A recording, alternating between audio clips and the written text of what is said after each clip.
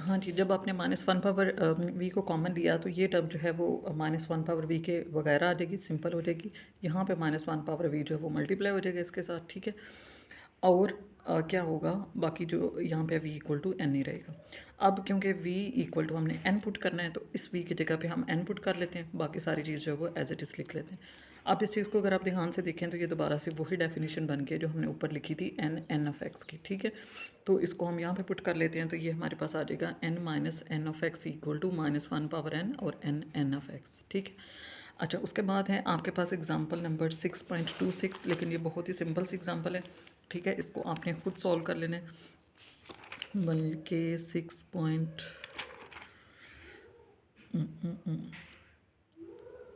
जी 6.25 मैंने करवा दिया, 6.26 को आपने कर लेना है। इसके लिए आपने ये सेकंड वाला फार्मूला यूज़ करना है, ठीक है क्योंकि क्वेश्चन की रिक्वायरमेंट ऐसी है। उसके बाद जो नेक्स्ट एग्जांपल आपके पास है 6.27, ये भी बहुत ही सिंपल सी है, इसको भी आपने खुद कर लेना है। नेक्स्ट इसके बाद एग्जांपल 6.28, ये मैं आपको करवा देती हूँ, मुश्किल तो नहीं है लेकिन थोड़ी सी जो है ना वो डिफरेंट है, इसलिए इसको मैं करवा देती हूँ जी। एग्जांपल है हमारे पास 6.28, जिसमें उसने कहा कि आपने प्रूव करना है derivative of x n into n n of x is equal to this.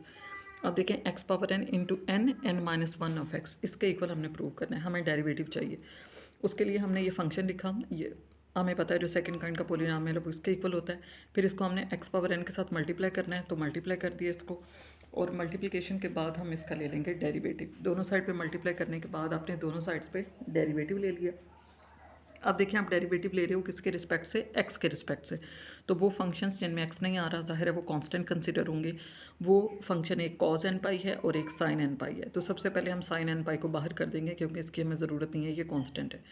उसके बाद डेरिवेटिव को अंदर ले जाएंगे, जब ये फर्स्ट वाले फंक्शन पे डेरिवेटिव अप्लाई होगा तो कॉस एन पाई कांस्टेंट है, ये बाहर हो जाएगा और डेरिवेटिव आ जाएगा x n j n x का।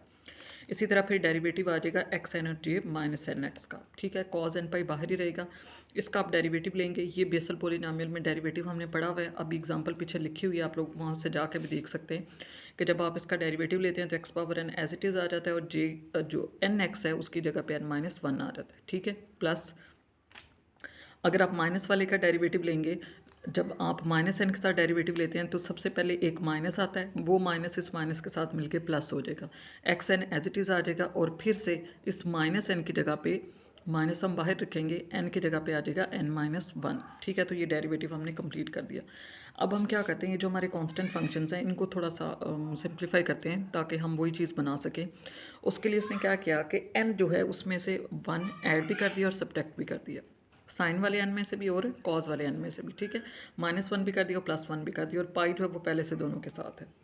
उसके बाद क्या हुआ, इस पाई को हमने अंदर मल्टीप्लाई कर दिया, एक दफ़ा ये n-1 के साथ मल्टीप्लाई होगा, एक दफ़ा 1 के साथ, इसी तरह ये पाई भी n-1 के साथ और फिर 1 के साथ, ठीक है।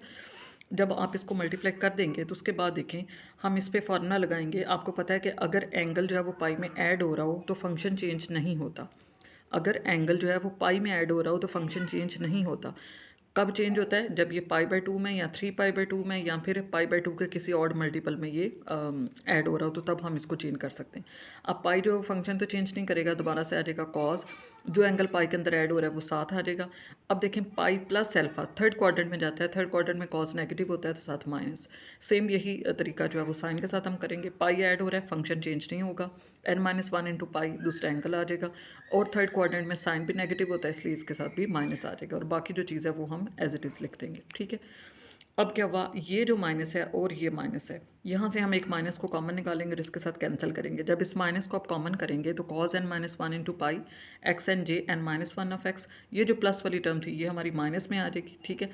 और जो माइनस आपने कॉमन लिया वो और बटे वाला माइनस जो है वो कैंसिल हो गया। अब जब ये दोनों कैंसिल हो जाएंगे तो फिर हम देखेंगे कि पीछे जो है वो हमारे पास क्या बचता है। हाँ जी, अब देखिए जो पीछे चीज़ बची है वो सेम वही चीज़ है जो आपने ऊपर डेफिनेशन लिखी हुई है x n n of x की, सेम वही चीज़ है। सिर्फ ये फ़र्क है कि जहाँ जहाँ पे एन था ऊपर वहाँ पे n-1 है। देखें इसको, कॉस एन पाई जे माइनस एन और साइन एन पाई, इस एन की जगह पे n-1 n-1 n-1 n-1, सारे एन की जगह पे n-1 है। इसका मतलब है आप ये डेफिनेशन बन गई है n-1 ऑफ एक्स की, ठीक है। X n as it is है और n-1 ऑफ एक्स, यही चीज़ हम जो है वो प्रूव करना चाह रहे थे। ठीक है। अब ये आपके पास जो हैं वो एग्जांपल्स होगी जो आपके पास है जी, Bessel function of second kind, ठीक है। इसके बाद ये थी हमारे पास 6.28, बल्कि 6 पॉइंट, ठीक है, ये 6.28 थी। इसके बाद एक 6.29 है, वो भी बिल्कुल सिंपल सी है, उसको आपने कर लेना है, ठीक है। बिल्कुल ही बहुत ही सिंपल सी है, उसके दो पार्ट्स हैं, उसको आपने कर लेना है। उसके बाद ये हमारे पास आता है basal function of third kind. ये मैं अगली वीडियो में इसको रिकॉर्ड करती हूँ, ठीक है, क्योंकि ये कल मैं लेक्चर नहीं दे सकी, तो ये दूसरा लेक्चर होगा।